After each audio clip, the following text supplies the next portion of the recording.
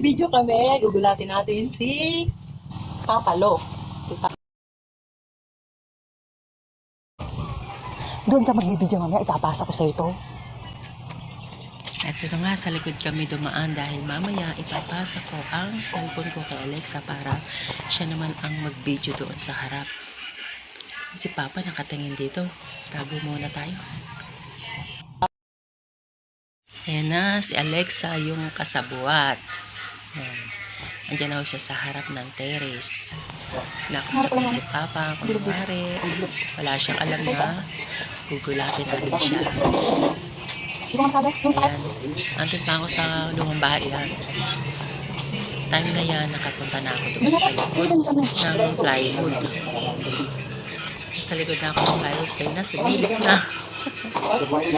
It's time na para gulatin.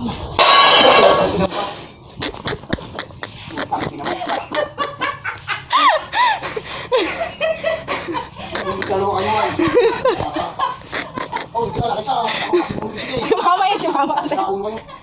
Pagka ako'y makakin. Alasin yun. Kasi na akong malagyan tayo kwet. Kahit ako nalasing.